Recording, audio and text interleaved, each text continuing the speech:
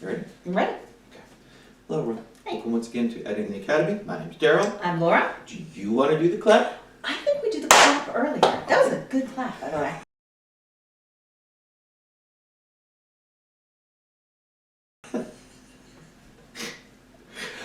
I just love when you get excited about the clap because it's been your nemesis for a very long period of time. Exactly. All right. All right, Laura, what's the year and what are the films we are talking about? We are talking about the films released in 1985 that were up for Best Picture in 1986.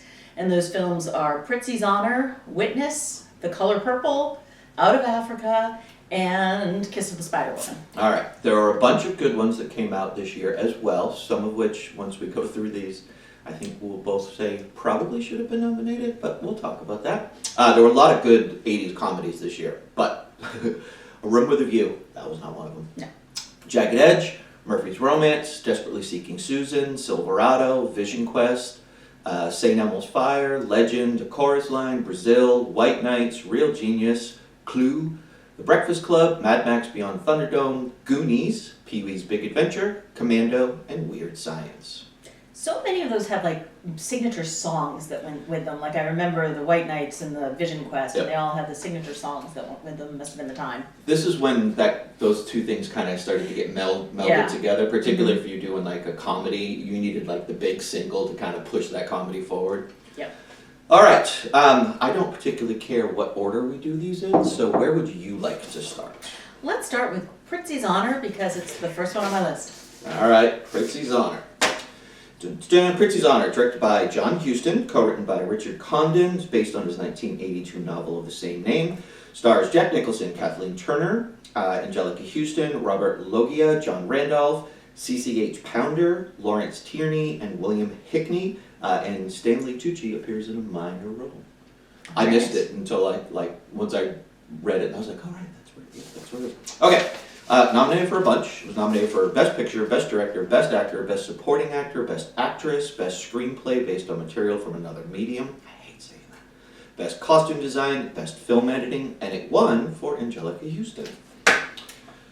Go with the facts. All right. Well, first of all, I also have the Stanley Tucci piece. I didn't see him, so it was a minor role because I didn't see him in it. This was not on the AFI list, or is not on the AFI list, but so obviously it was directed by John Huston, father of Angelica Houston, who not only directed his daughter to a Best Supporting Actress win in this movie, previously he directed his father into a Best Supporting Actor Oscar win in the movie The Treasure of the Sierra Madre. Oh, I like that movie a lot. Yeah, and his father won Best Supporting Actor, Walter Huston. Who was his dad in that? I forget which part he played, but... Was he like the foil to... Yes, okay. Yeah. Mm-hmm. All right. The intro in this was fine. From the get-go, this just screamed 80s to me, like 100% 80s, and that was a problem. Can I just interrupt for 1 second? Yep. This is the most 80s movie I've seen in a really long time. I'm sorry, I just had to. That's totally fine. Yeah. The title sequence, I did catch for the first time. This is the decade that we start to see people really playing with title sequences as opposed to that kind of standardized thing. I mean, we saw it with like Apocalypse Now with the titles at the end, but this is where the character and the fonts and the animations of them, we really start to see those play, so that was interesting. An hour into this film, I was standing there watching it, sitting there actually, and I was like, I am connecting with nothing in this movie.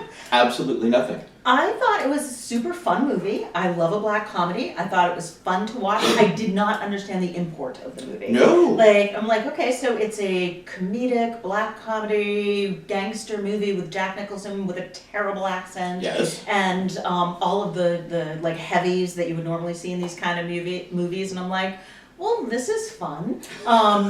And also the costumes and the hair and the shoulder pads and the big Aquanet could not be more 80s. No. It is so wildly dated. Yes, and... Not dated at the time. It was probably very lovely and contemporary, and everyone wanted Kathleen Turner's hair, but... I'm sure every generation likes to forget some of the fashion trends that they toyed with as they were growing up. I definitely would like to forget parachute pants and my love of them. Mm-hmm. But this just brought me back to not a good place, seeing all of those things.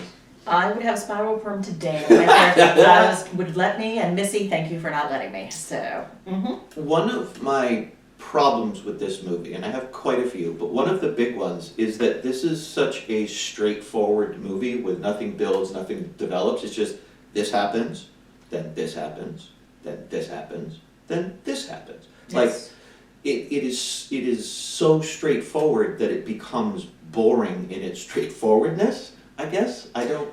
And did you have any doubt as to how it was going to end? Did you have any doubt as to the fact Kathleen Turner had a mysterious past that was going to end up like I knew what was going to happen from the get-go? I'm guessing you hadn't seen this before. Well, I saw it once before, but I'm just even like reliving when I first saw it. I don't remember my reaction the first time. I remember liking it, Yeah. walking away with a good feeling about it. But so I wasn't really surprised by anything. Even the big twist, the reveal of Kathleen Turner, I was Yeah. like, okay. Saw that coming. And the thing that disappointed me was it had such a like pedigree of actors Yes. and creators behind this movie, and it just was a slip of a thing. I didn't understand why everybody loved it as much as they did. There was really no, it had bones, but it didn't have any meat to it. And Yep. that's kind of a problem, not for a movie in general, although kind of, but if you're gonna be at this caliber for nomination, I just expect more.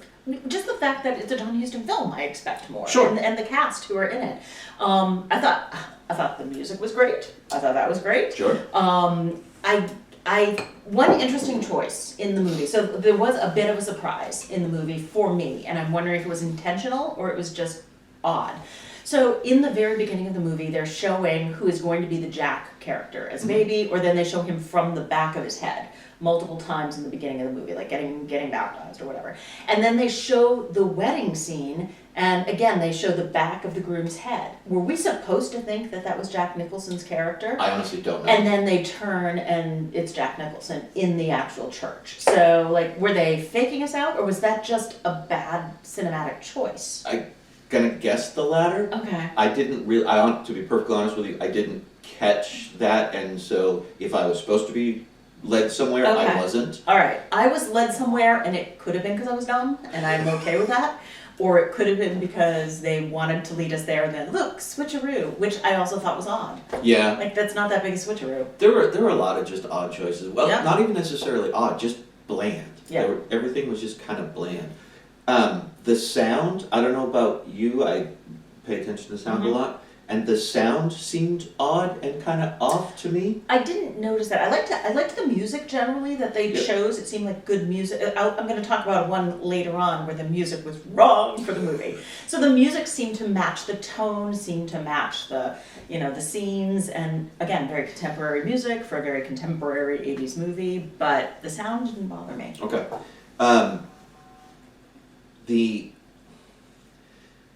Some of the choices in the action just seemed unnatural to me and super telegraphed. Like the park bench scene where she's supposed to be there and she's looking for the guy with the magazine and he's basically like, here, I'm the guy with the magazine. I mean, it wasn't that blatant, but it was almost. It was pretty darn blatant, yeah. I'm like, no, Yeah. it's just frustrating.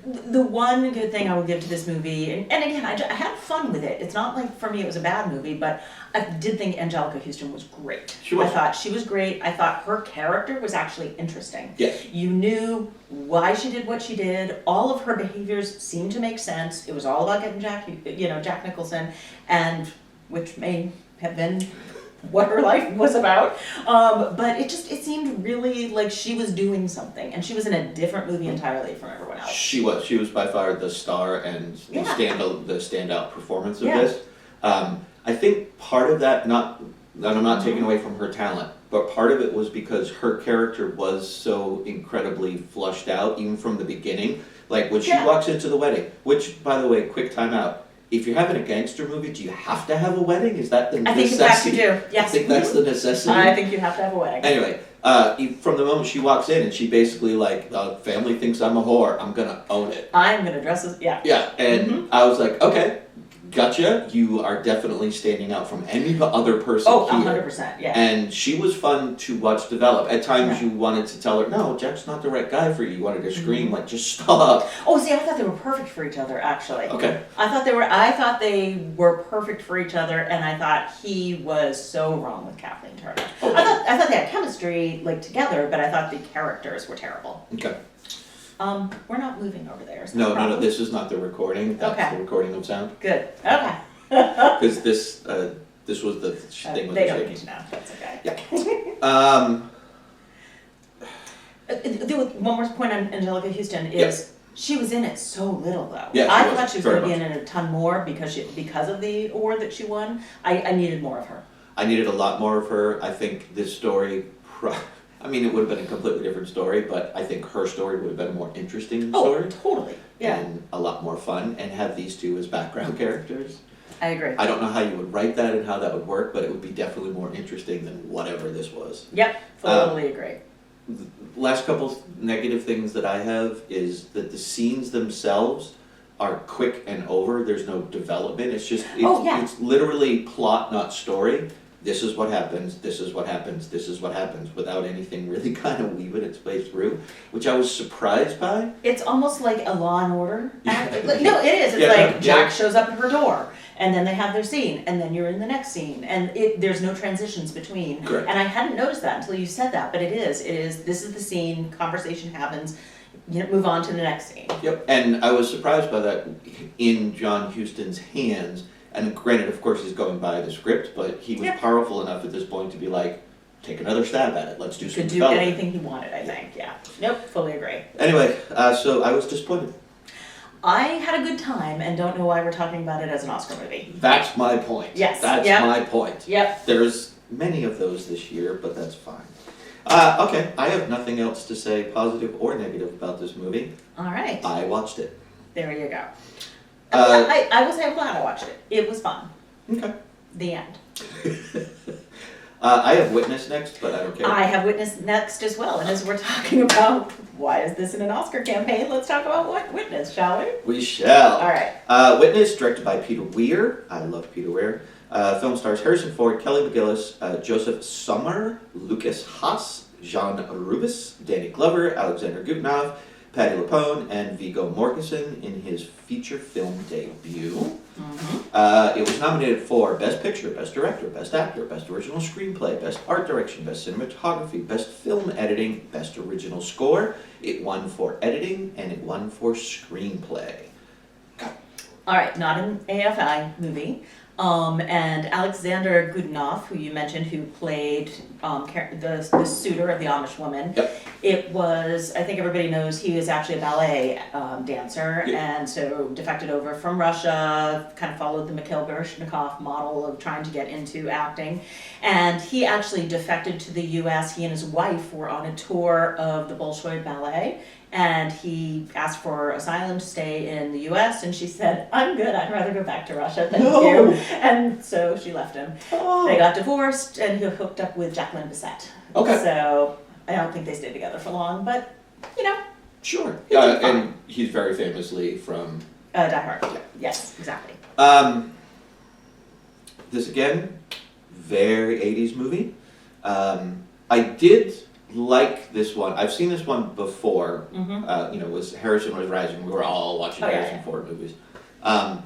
And I struggled with it, and then I kind of let something go and started to just let appreciation for details matter. Because if you can really pick this movie apart, Oh, I do, so Okay. yeah, we'll get there. Uh-huh. but there were really good things about it, and I chose to focus more on that, primarily because I'm a big Peter Weir fan, and this is probably his worst film he's ever directed. That's fair, yeah.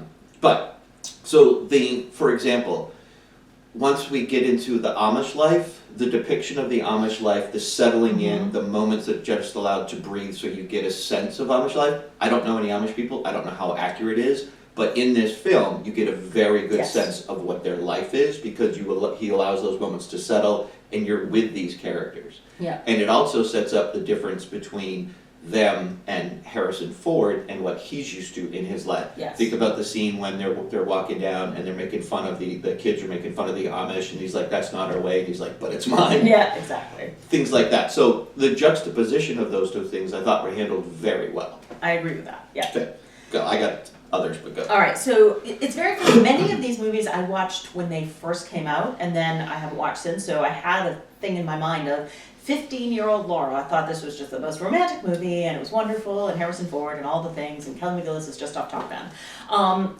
And I watched it this time. It is not romantic. I didn't think. I did not think they had chemistry together, and also just there were a lot of problems with the movie and the plot holes I will get to. But as far as what you were saying about how they built and I agree with you, we don't know if it was accurate, but we know that Peter Weir built the Amish world in the way he wanted to portray it, and he did a great job with that. One of the things I loved was their use of language, how they kept dropping back into German or into German-based words, and the whole German influence on their culture I thought was really very cool.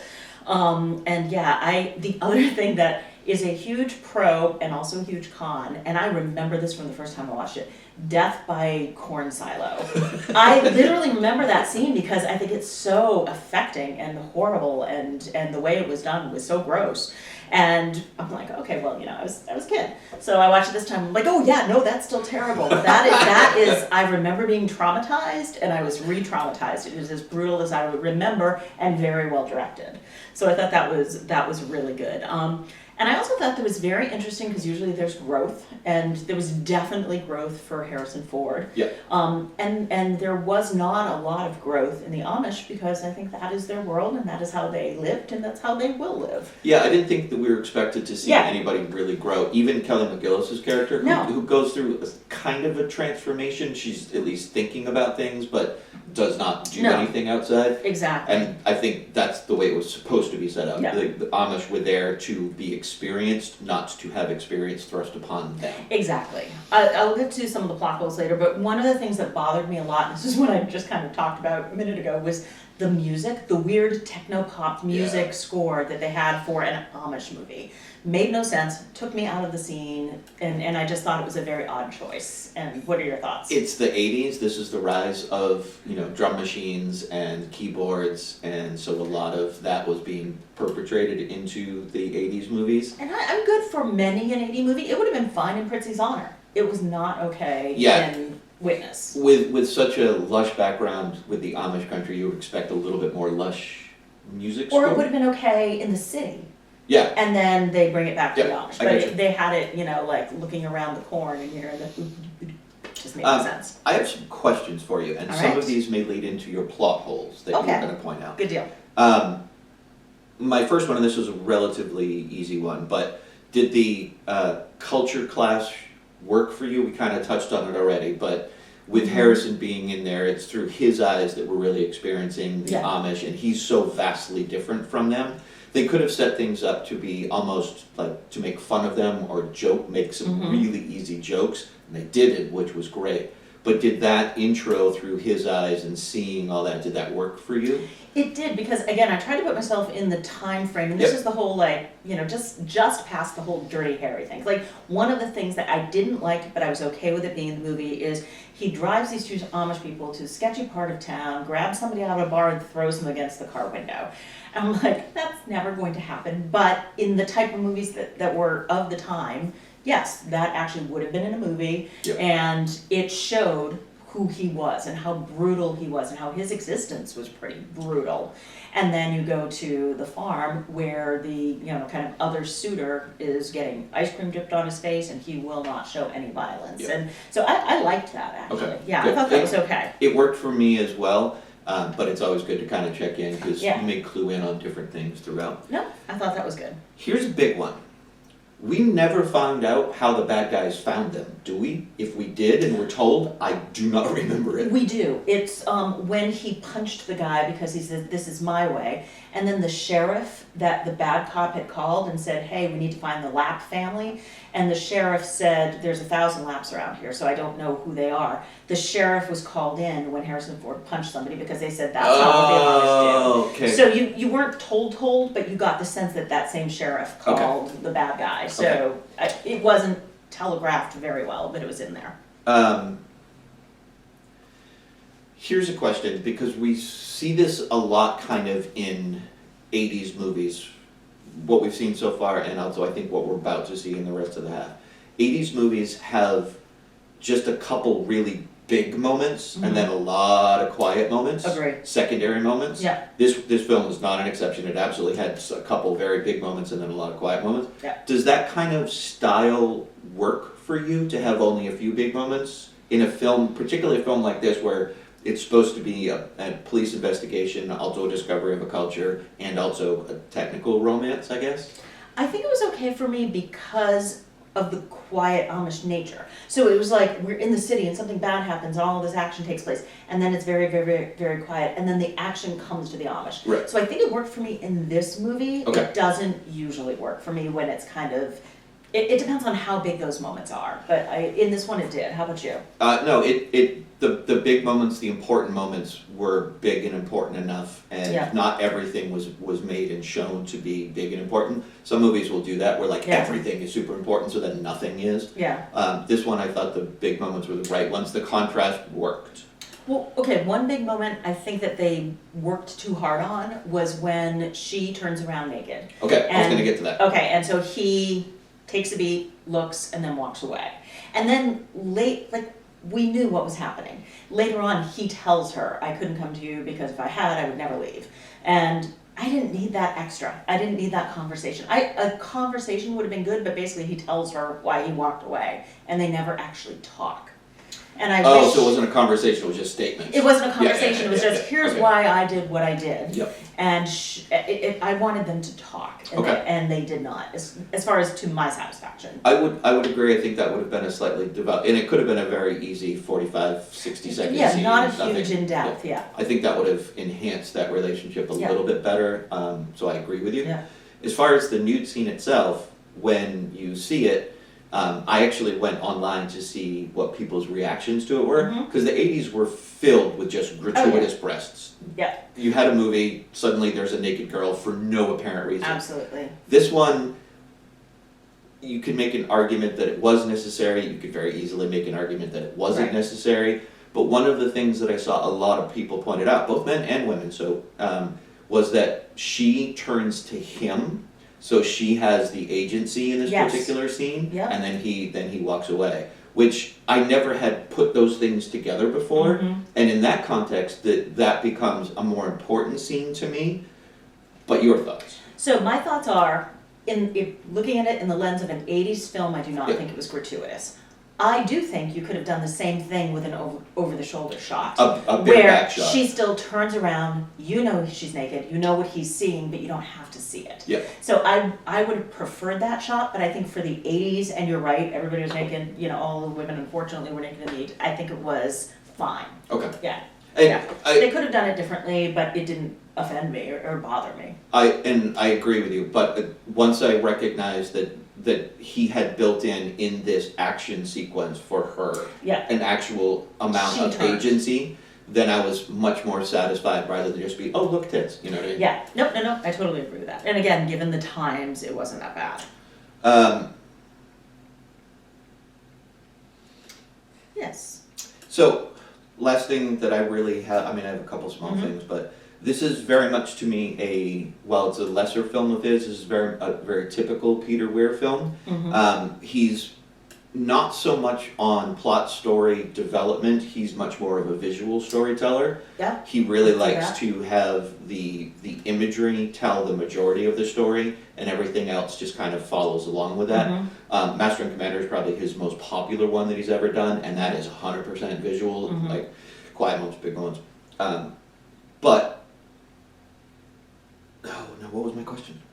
Oh no, that was it. That this is that is his style, and for this movie in particular, that kind of style lends itself to the story being told because of the Amish section of it. The early scenes in the city not really handled all that well. No, I agree. But everything when it came to the Amish was, and I think Yeah. that's just more of a comfort zone for him. Like, I know how to tell this story visually. Street scenes in the city, not as familiar or comfortable with. Yeah. So I forgive it almost Mhm. because it's out of his comfort zone, I guess. No, I think that's Oh, fair. just a point. So I've got a couple of plot problems that I had, but I'm going to end on a positive. But my problems there are two big ones. The first one is him bringing them to go stay with his sister. Yeah. I think like that it would never ever happen in any scenario or situation. And the only reason, and this bugs me, and I've said it before, when people take actions just because they have to do something in the plot. Yeah. And what you had to do was hear from his sister that really what he needs is to get married and settle down and have kids. And, he's just married to his work and he's all of these things. You needed his sister to tell the audience that stuff. And that can only come from, his sister telling these things. So the fact that he showed up at the sister's house, the whole thing was kind of a little ludicrous for me, and it bugged me. And then the other part that bugged me is he's going to go from nearly dying from bullet wounds to I'm going to climb up and raise a barn.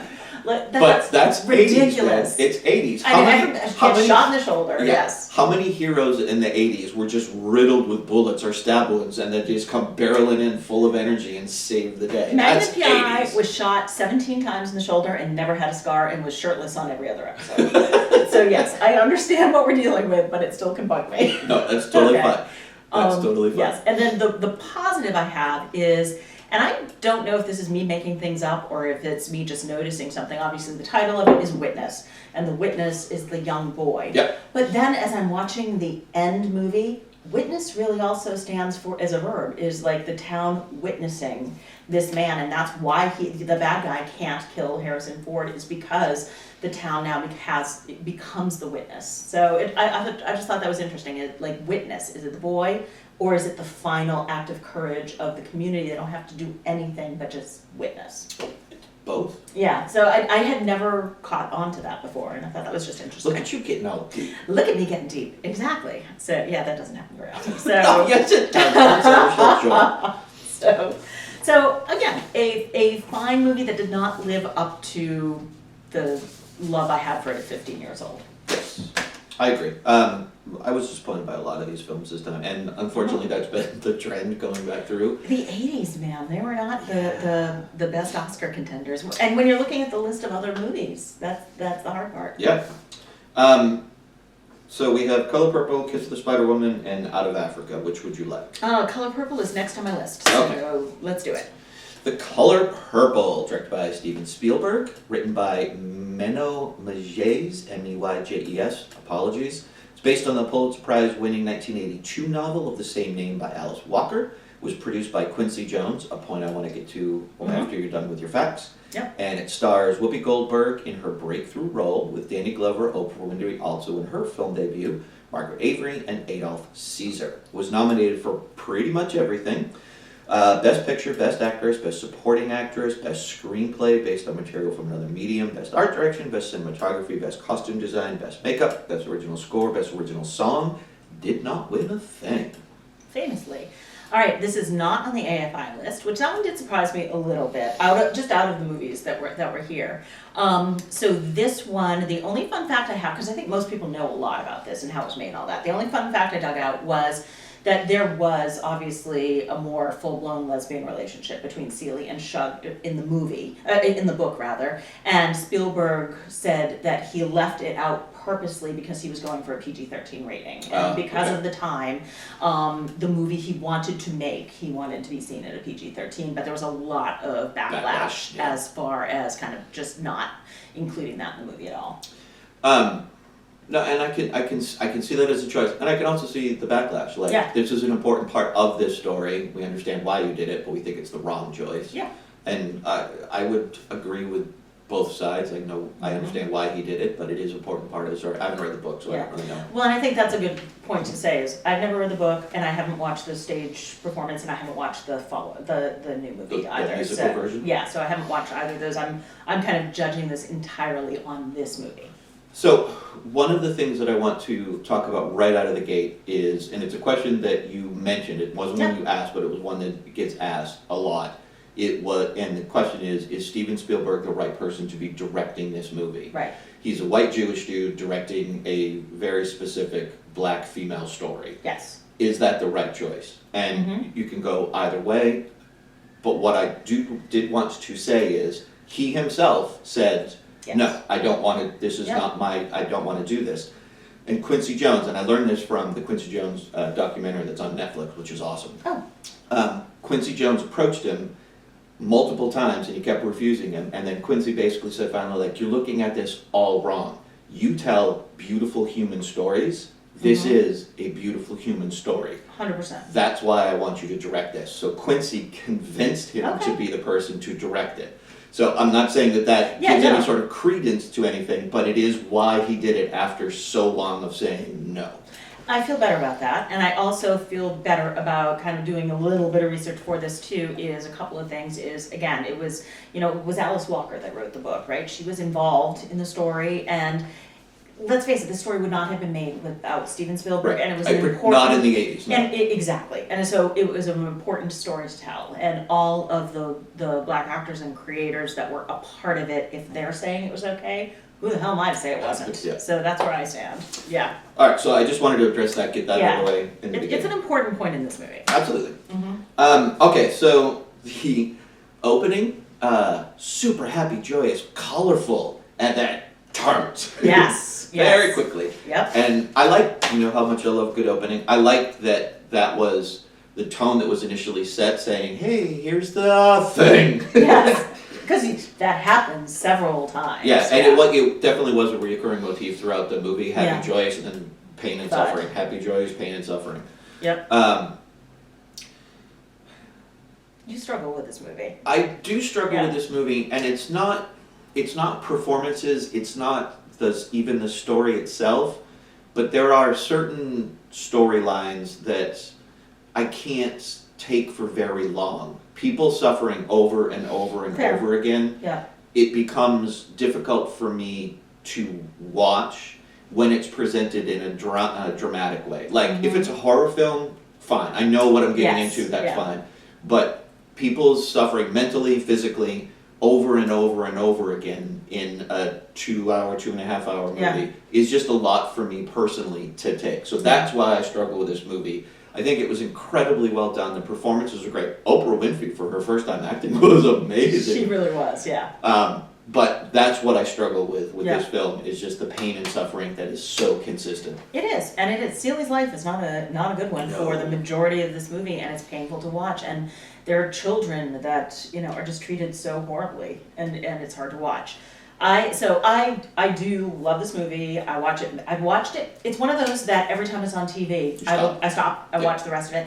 And also, from the moment that Shaggy Avery finds the letter that Celia's sister writes to the end, I can't stop watching. Like, I'm sorry, I don't know what I'm supposed to be doing, but I'm in. I am just absolutely in. It does. The movie does kind of take a turn, and it becomes more intense a little bit. Yes, yeah. Like literally for that moment, it's for some reason for me is because you've got that scene of is she going to slit his throat? Yeah. To the dancing and singing up to the pastor, to the everybody coming in from Africa. Like from that moment, first of all, and you know me, so like sobbing through the entire thing, just like I can't see it. I need windshield wipers to see the movie.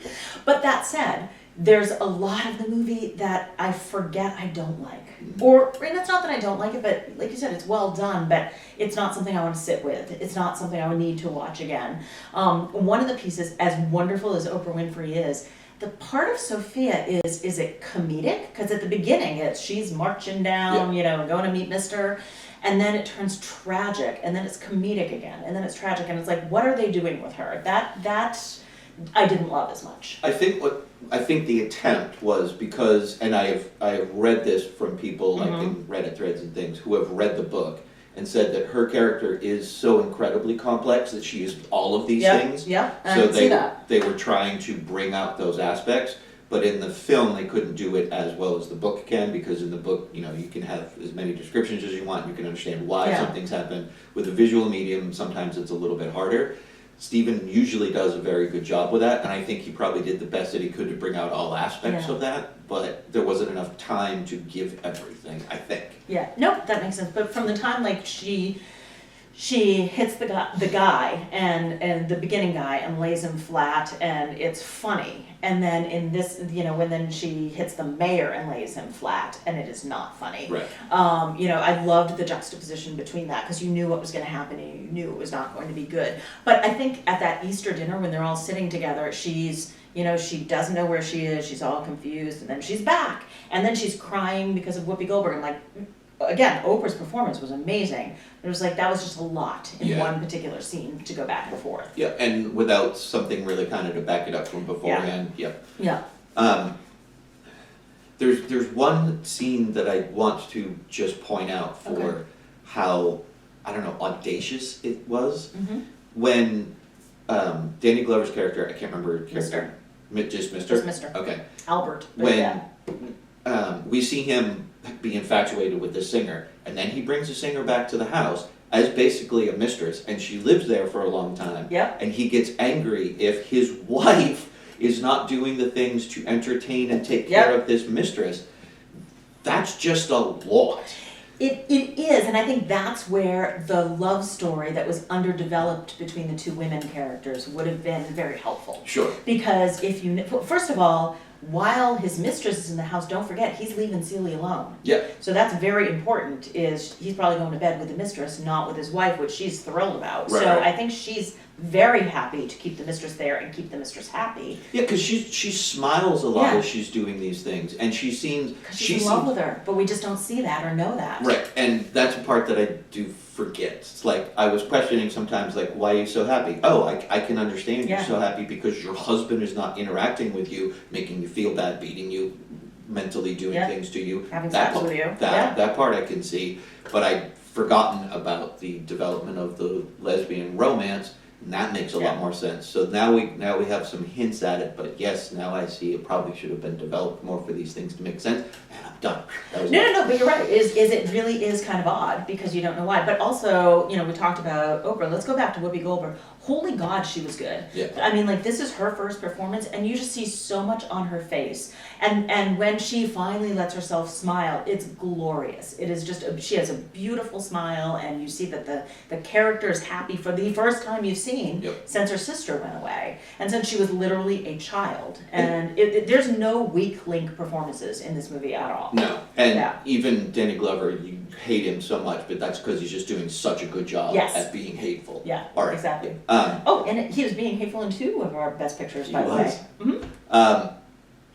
Whoopi's performance it's one of the examples that just illustrates how much better comedians can handle dramatic roles than dramatic people trying to become comedians. Like, you think of all the comedians that, because she was a big star comedian at this point, but not really doing, like, you know, her comedic movies hadn't happened. This was her feature debut.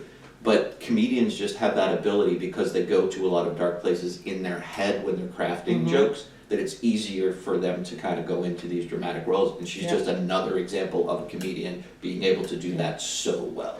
Like, that speech that she gave at the Easter dinner table of just like, I'm done, I curse you, you can suck. And just, that was great when she hasn't said anything of that, and just letting it all come out. You could just kind of see it rise in her. So I loved her. I thought she was great.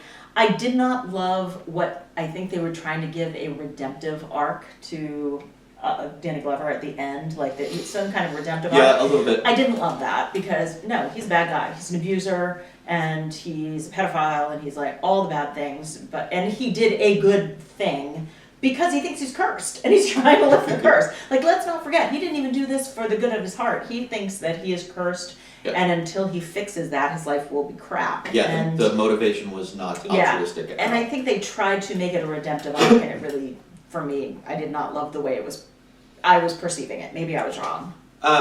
I did have a question. I was confused by one scene, and admittedly, I had kind of tuned out because I was preoccupied with my dog or something. Right before this train scene where she's on the train, was that a dream?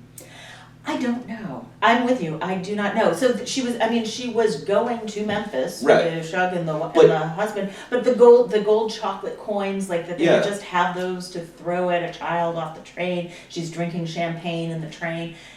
I don't know. It seems so out of place for Yes. her. Not only the actions, but the things that she had that you mentioned, like the coins and the champagne. It just seems so out of place that was my only thought, is that this must be some sort of projection that she's having, like a dream sequence or something. Or that, Shug Avery lives a different life than she does, and she's going to this life with her. So Possibly. I don't know, because then, like, even when you see her going to the supposedly father's funeral, she's got like the feathered cape and the heels and the hose and smoking with her gloves. Like she has clearly turned a corner into a fashionista lady now, and so maybe that's her transition to it. But I also was confused by that. Okay. I don't have an answer for you. Okay.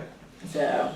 Overall, I think this was a really big swing, not only for the time, but also Steven handling it. I thought he did a great job. He did do what he does, what we've seen him do in prior movies, where this movie earned its emotional moments. It was not E.T. where they were unearned. No. So I give him total kudos for being able to take it on, standing up, knowing there was going to be the backlash anyway. And Quincy did come to his defense on multiple occasions.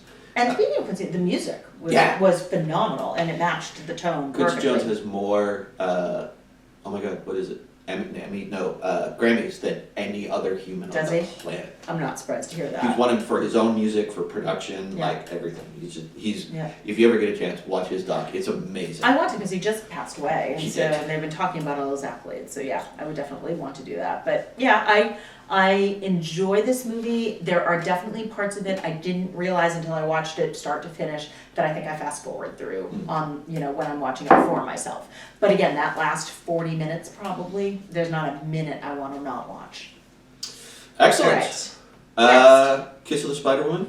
Kiss of the Spider Woman. All right, go. So, Kiss of the Spider Woman, based on the 1976 novel of the same title by Argentine writer Manuel Puig, P-U-I-G. It is directed by Argentinian Brazilian filmmaker Hector Babenco, from a screenplay by Leonard Schrader, and stars William Hurt, Raul Julia, and Sonia Braga. Was nominated for Best Picture, Best Director, Best Actor, and Best Screenplay, and Hurt won for Actor. Go the facts. Okay, not on the AFI list. And I'm just going to say, I think it's interesting, a lot of the movies that we're seeing during the time frame are not on the AFI list. I think that tells a lot. So I'm going to do a little, potential casting couch here. So, okay. Up You're for gonna ask me to the... take off my clothes. I am really not. The Raul Julia part was going to be played by Richard Gere. Or at Really? least he was in the running for it. Because, Brazilian freedom fighter, don't you think, Richard Gere? No, that They would... wanted a name. Yeah, I understand Okay. that, but no. All right, so that was confusing. Up for the William Hurt part, it was supposed to be Burt Lancaster. What? Burt Lancaster lobbied for, very much wanted this part. Mm-hmm. I can't even see that. I can't even see that, but yes. Okay, now I'm envisioning this story being told with Burt Lancaster. Richard Gere. No. Hey, I'm just telling you what. And the Richard Gere one was kind of one of those, he was in the running for. Burt Lancaster was in several pages, including his Wikipedia, Burt Lancaster's Wikipedia biography page, and a couple of other places. So he was actively lobbying for it. Wow. Yep. Okay. And the thought was, apparently Burt Lancaster, and this is unofficial, but again, I read it in several different sources, may or may not have been bisexual, and the fact that he might have been is actually what kept him from getting the part. Oh. Because they didn't want the sexuality of one of their stars to be kind of in question. It had to be two macho males that had this role. Okay. In 1985. No, I get terrible. it, but also dumb.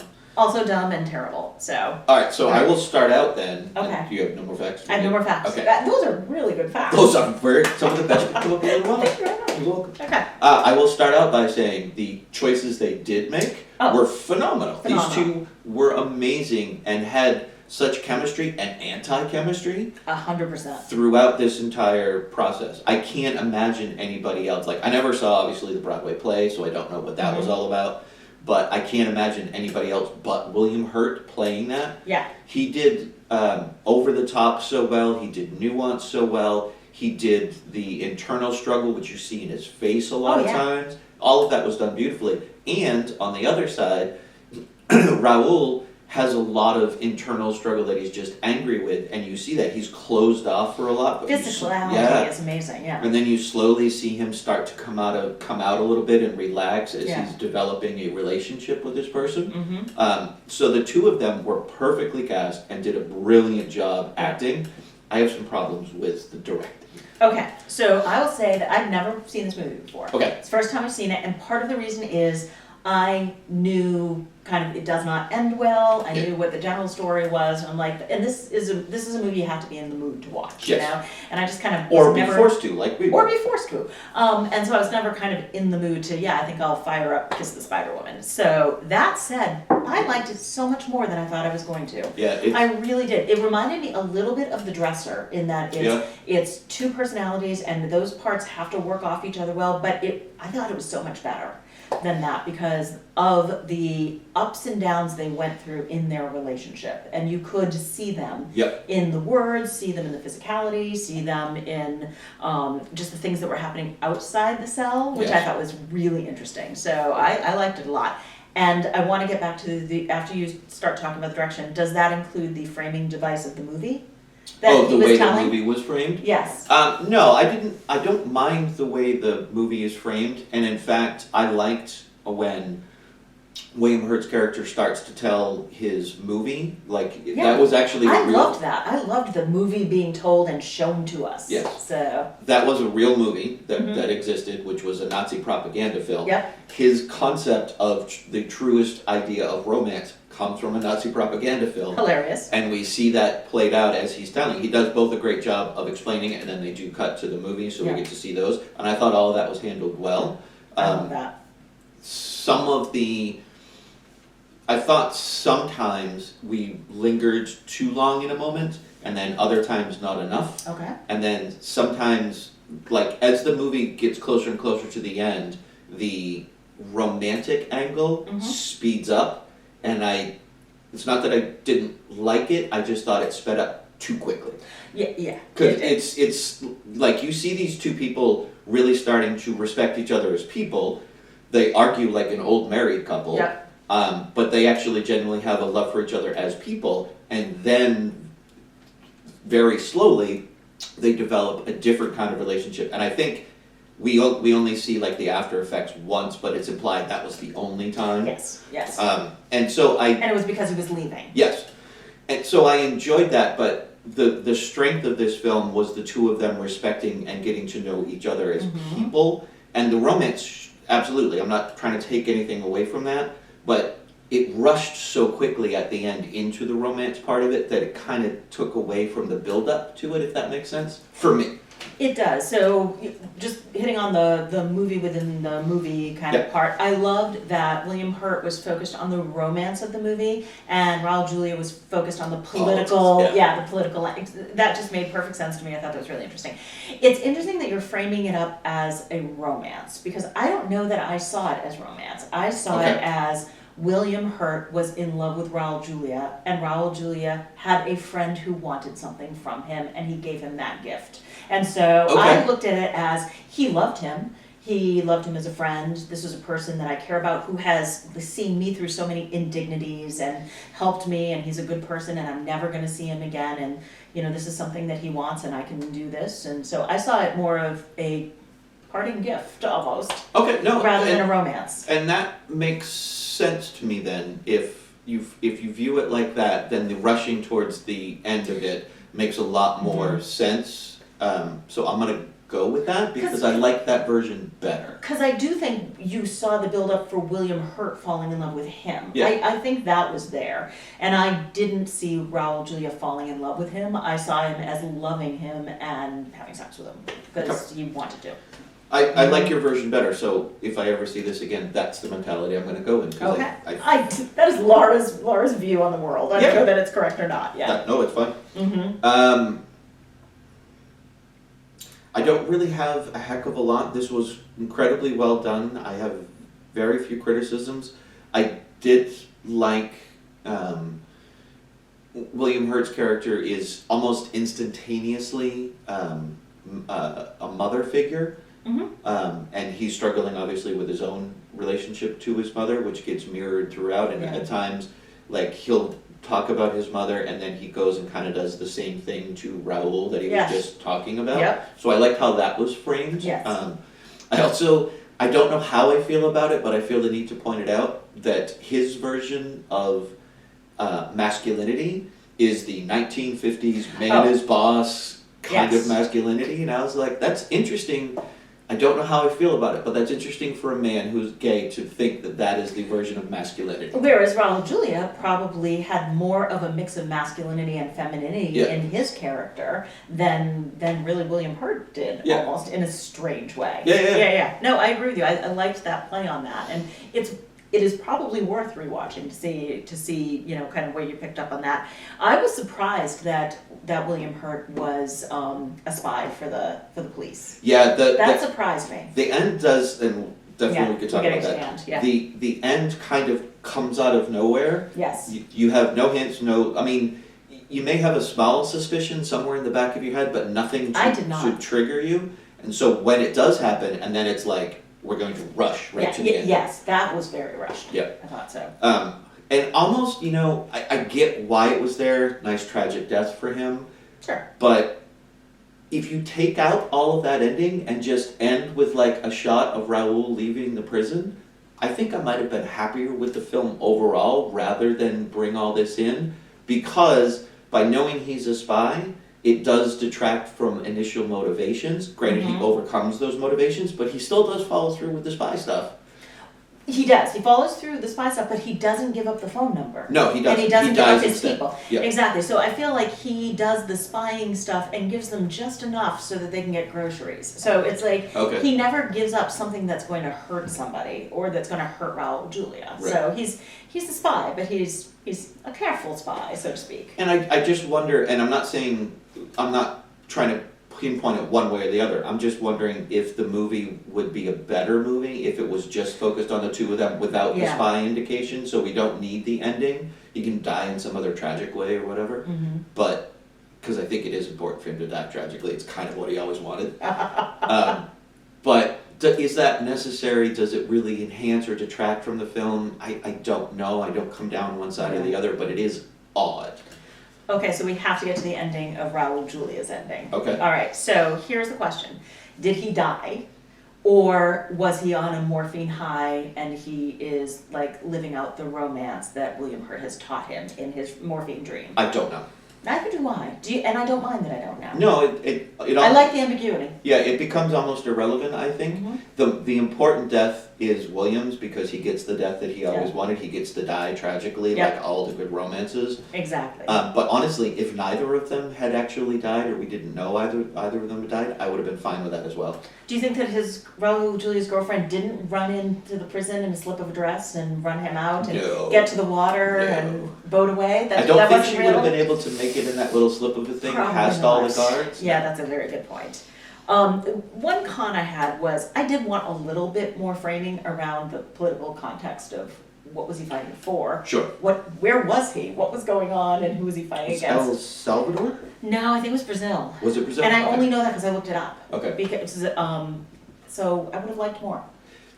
Also have to remember that in the 80s there were a lot of political dissensions in South American countries, so it almost didn't matter where it was.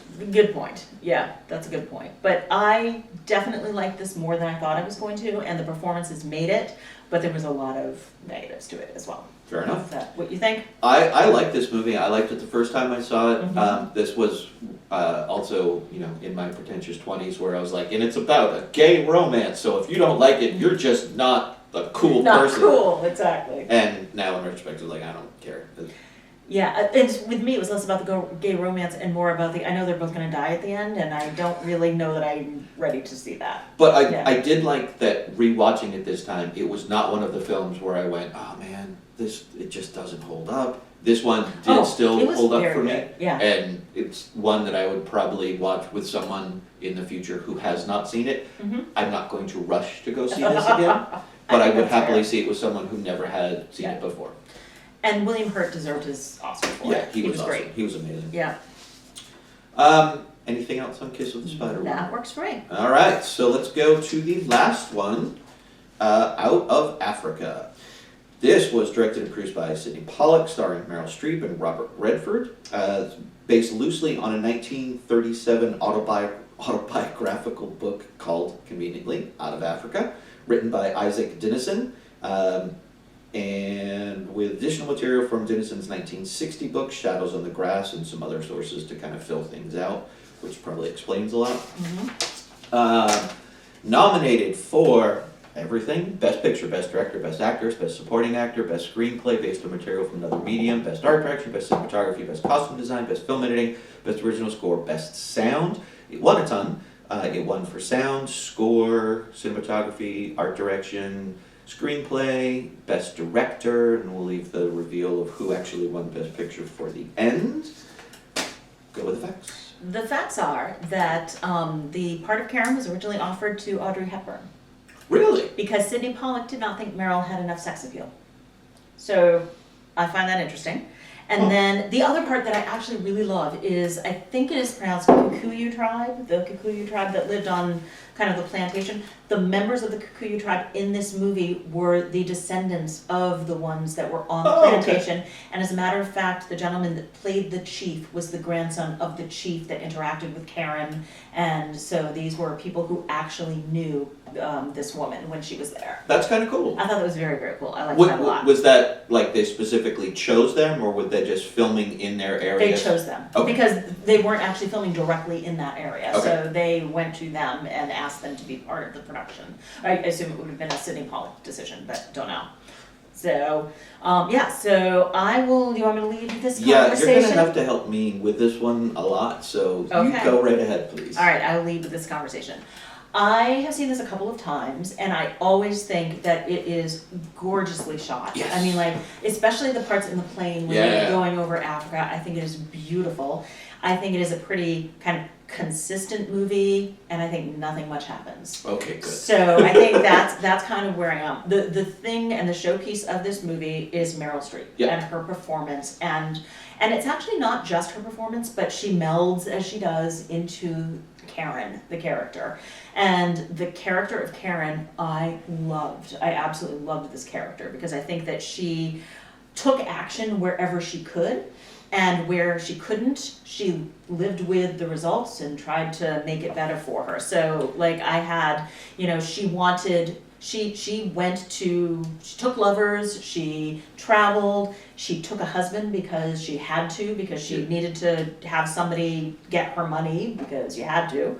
Then women couldn't have their own money. And then the asshole husband takes the dairy farm money and builds, buys coffee, so she plants it, she builds the plantation, she does all that thing. The asshole husband gives you syphilis. So you go back to Denmark for experimental drugs and rather than lay down and just die, which is her other option. She wants children, can't have children, so she creates a school for the children of the tribe. So like, she tries very hard to be a very active agent in her life and takes action, and sometimes that doesn't work, and when it doesn't work, she just figures it out from there. And so I loved her character. So a couple things about that. One, her accent, German or Austrian, I don't remember. Denmark, I think. Okay. Yeah. And I was a little surprised when I picked it out because normally this is not her. She's so incredible. Her accent kind of came and went. Yeah. And I don't know if that was a conscious thing that they did and told her to do deliberately, because it seems like scenes where she was with her husband or the brother of her lover, accent was very thick, very present. Yes. Scenes with Robert initially, but then not so much in their quiet moments. The accent wasn't really there. Well, and I don't know, because so he was obviously playing a British character, and Sidney Pollack told him not to even try with I the read accent. that as well, yeah. And so, be the good, American that you are. Good, we Which should that acknowledge actually bugged me. That but- these are based on real people that did Yes. real things. All of this actually did happen. Exactly. Yeah. Yes, this came from her autobiography, Yeah. all of these stories. So I agree with you. She went in and out, but again, because I trust Meryl Streep in all things, I assumed that was a choice of Yeah. when you're with people from your homeland, the accent gets more thick. And when you're with somebody who isn't, or you've been away from your homeland for a long time, maybe it just And withers, but I noticed it too. with the quality of her acting, I would not put it past her that this was probably a choice that she Yeah. and Sydney discussed and said, absolutely, it'll bring a slight nuance to the film. Yeah. And then there'll be assholes in 2024 that will be like, why are you doing this? Exactly. So I have questions. Okay, A big theme in this movie is colonialism. yes. And Meryl's character seems to be in favor of colonialism.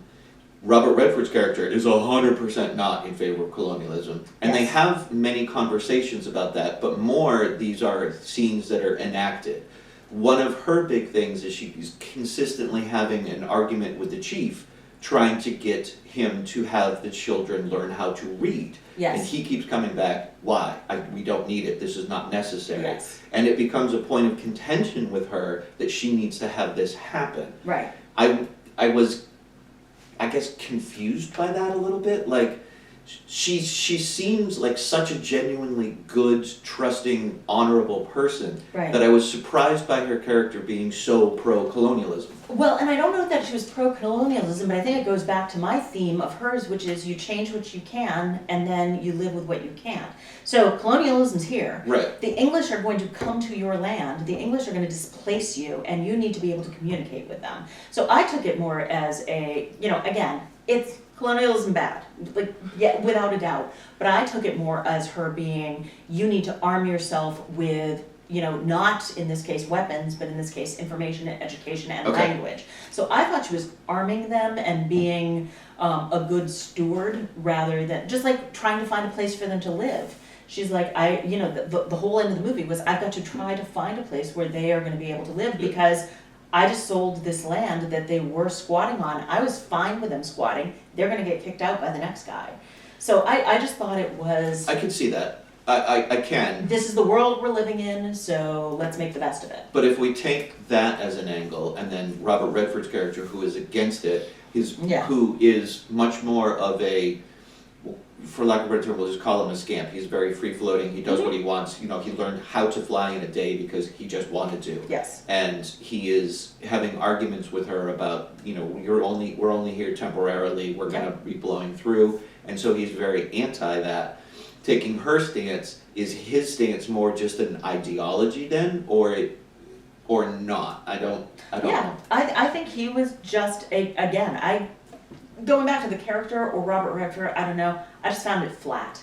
I did not care for Dennis that much. And so I think for me, it was, let's all just do what we want to do. And that's great if you're a white English Yes. lord. Yep. That's fantastic. You do what you want to do because the woman who can't own her own property can't do that. The people who, the native people who people are coming in and taking their land can't do that. I thought he was just entitled and idealistic. Okay.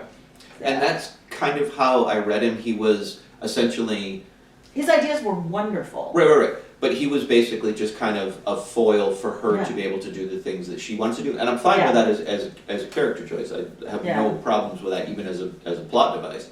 But I was just questioning some of that. Okay, my next question: Okay. the lions. Yes. Okay, the lions become a sort of theme. Yes. And I was trying to understand what the theme was with the lions because they show up a lot They do. and they end the movie, Yes. which I did not understand why the two lions on the grave were ending the movie. I'm supposed to get some sort of symbolism there, but I didn't. I got very little for you. The only thing I came to, and I don't know that this is correct in any way, is the kind of, even though Karen and Dennis, were not married and they were linked for life. So they were, They're like the it's the symbols in lions the lions. mating for life, even though there is no, like they probably don't have a piece of paper either. So the lions, I'm guessing. But yes, there was definitely some symbolism in there I wasn't getting. Can we talk about the other male lead? Because Oh, yeah. I don't know about you, I didn't think Meryl Streep and Robert Redford had much chemistry in this movie. He was so pretty. I mean, like, you're never gonna find me saying Robert Redford's not, like, pretty in the movie. I don't care. But they didn't have chemistry. I thought she had so much chemistry with her husband. I wish they had flipped those parts. And her husband was Robert Redford, who was the scamp and going out and blah, blah, blah. Because I would have seen so much more chemistry with a husband playing Dennis. I agree that I think the chemistry was a little bit deeper on an acting level. Yeah. Not like when you say chemistry, you're usually thinking like romantic chemistry. But I'm taking it not in that particular fashion, but Yeah. just two actors who were able to really dig into a scene and play off Yeah. each other. Yeah. I agree with that those two worked better than Robert Redford and Meryl Streep did.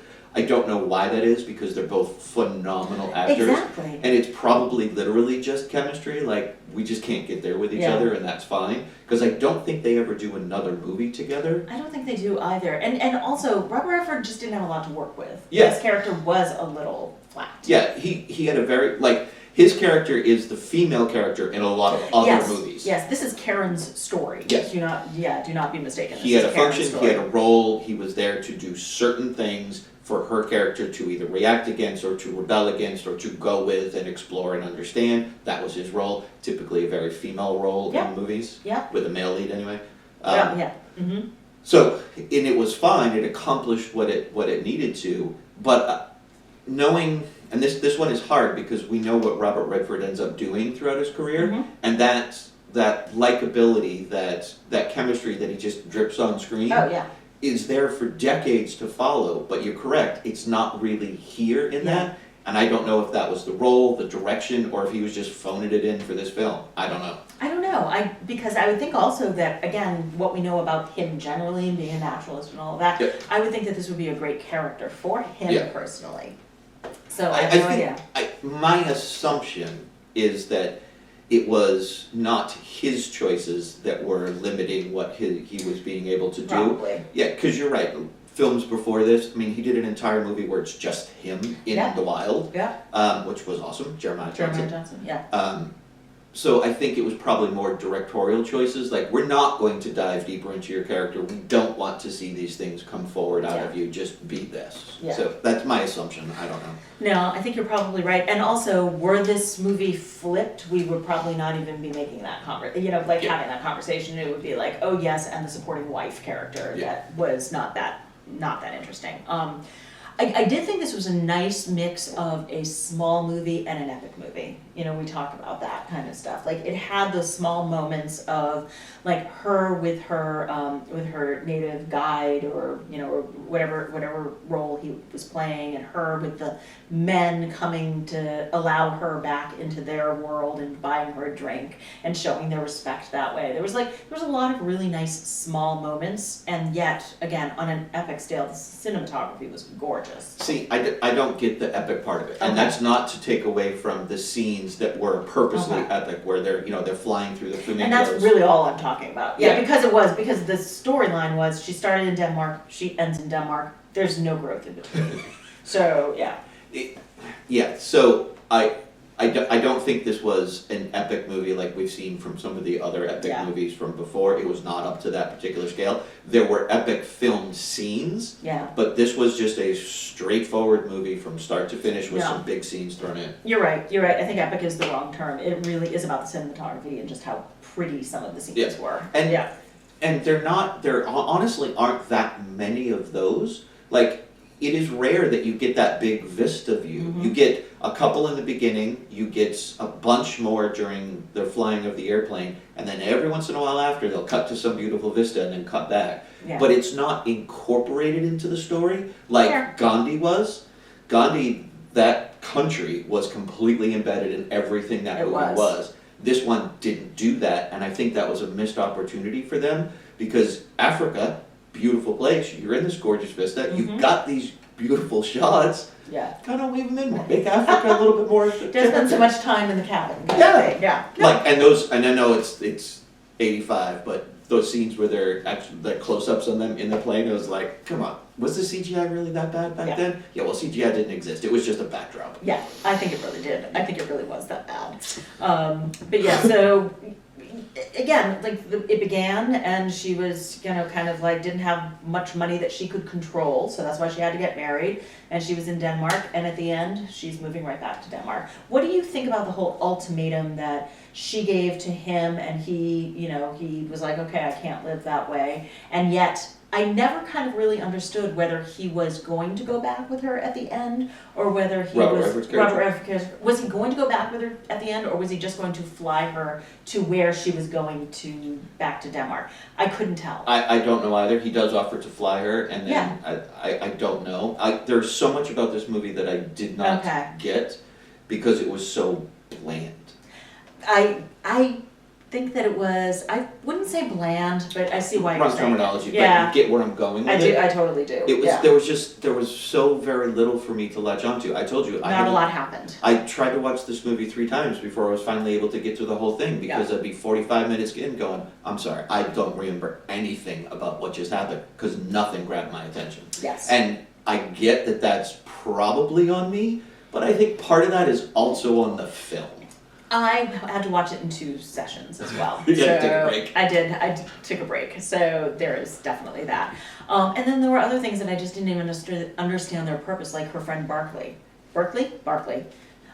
where I think she was interested in Berkeley, and that was when Dennis was interested in her. So I'm like, are they setting up a love triangle? It's like, no, they're not. He's just going to die. Okay, why was he there? Right. Why was he there?